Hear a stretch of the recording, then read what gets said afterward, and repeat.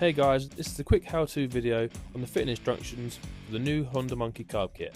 First off, you're going to remove the seat, the side covers, the airbox, the tiny throttle body and the tank. Quick little tip, when you take this off, make sure you put a nice little plug inside of the port so nothing goes down there. Undo and remove both of the throttle cables. And now that's done, it's time to put the new throttle cable in. Nice! So the new throttle cable will only go into one of the old holes. We're going to screw this in about halfway, but leave the nut loose until it's in position, then you can tighten it up. Make sure this little bump fits inside that hole in the handlebar. Make sure you put the nipple on the right hole. The throttle wants to be twisting backwards, not forwards. With a bit of pressure, as you move it, it should just click into place. Put the top on, put the screws in, job done. When you're routing the actual cable, make sure you can turn the handlebar side to side and it doesn't snag and it doesn't stick the throttle on. We recommend it goes behind this little tab, behind the wiring loom, and then hangs perfectly, ready to go straight into the carb.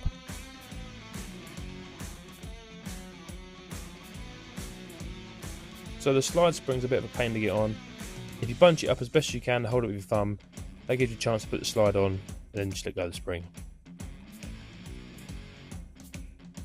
Then slide the slide into the carb, tighten the top up, and there we go. Even though we're not using the injector, it needs to be plugged in, so we supply these two little caps just to cover the ends of the injector up, just to keep them safe. And then just as neatly as possible, bunch the wires up, cable tie them together, and tuck them out of the way. So there isn't many modifications you need to do to the frame, but this little tab does need to be cut off to make room. When you fit the adapter plate, make sure the paper gasket's on. Make sure the bolts are nice and tight, but not too tight. Definitely don't want to be snapping a bolt inside the head. Little tip, put the bolts through the manifold. With the other hand, put on the spacers with a gasket between all the joints. Nip it up. Carb's fitted, job done. So first of all, you want to make sure it's empty. You then want to turn it upside down, take the bottom plate off, and carefully remove the fuel pump and level sender. So the fuel pump modification is a little bit tricky, but follow these easy steps and you'll be fine. Alright, so what we've got on the pump is the fuel gauge up here, positive and negative. We've got to take those off for now, and we've got to just disconnect these here. So we've got the positive to the pump, goes in the top there, and the negative on the other side. And they're only on spade connectors, so you can just get hold of them, give them a little bit of a tug. We'll take them all out, which will make it easier, like so. And then we can lift. We've already released the 4 clips that hold the pump in. We can slide the whole unit out, like so. We're then going to take out the actual pump unit from the body, so I will pull these out, 2 top feeds. So if I can get that held nicely. Don't want to damage anything in case it ever wants to be put back together again. Not saying it will after that performance increase. Here we go. Pull that out. So that's the pump removed. And all you've got to do, you can take these wires out from behind the clip, which I'll do in a second. But then there's often a lot of rubbish down in here, so just clean that out and chuck that out. And then I'll show you what our next move is. So get your hole as low as you can there. We put a little pilot through, about a 3mm, and then I'm going to go through with a 4.5. Just very careful, so.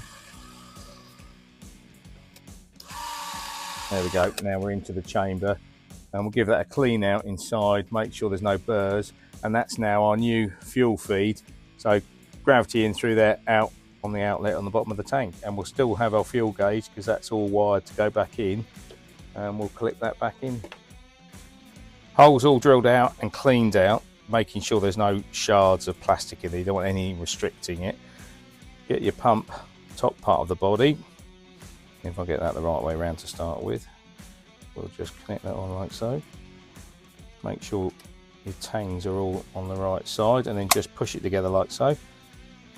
And then we just got to connect the wires up. So it's left one, far left is the negative, I will use my pliers to push this in, but if I just start it off, and then the red one's the next one, positive for the fuel gauge.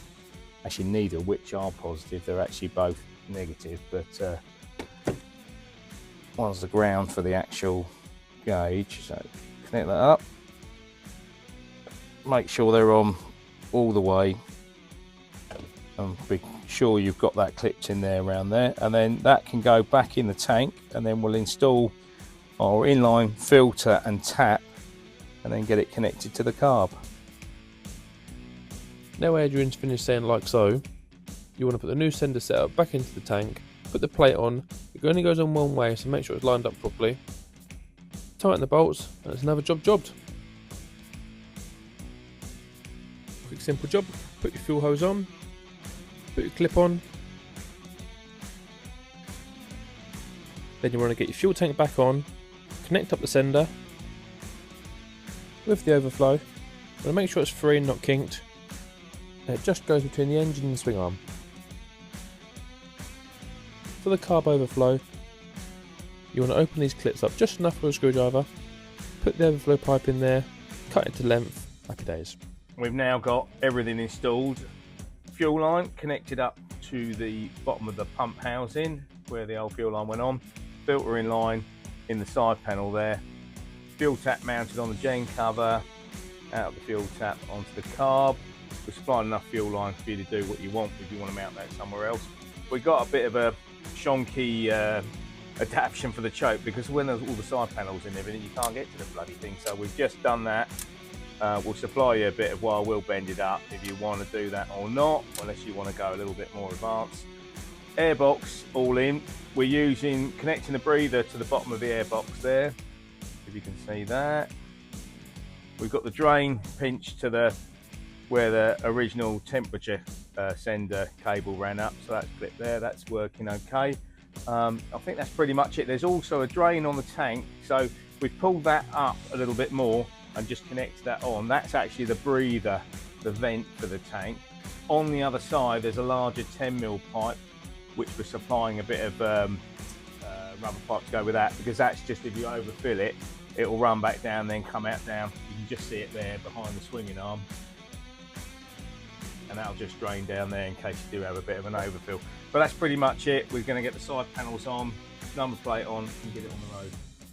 Right, side panel chopped to piece out, bit of a shape in it, and if you go to the centre of there, to that edge there, I'm about 17mm to the furthest point. That's quite an arc there.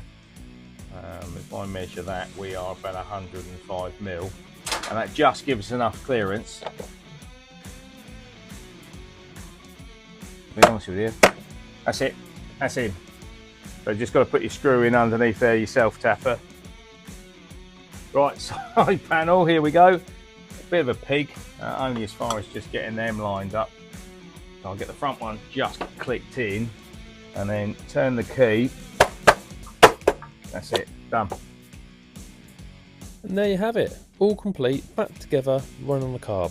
Would you believe it? If you get stuck on anything, or you need a bit of guidance, just give us a call at 00 Racing, or drop Adrian an email. They'll definitely help you out.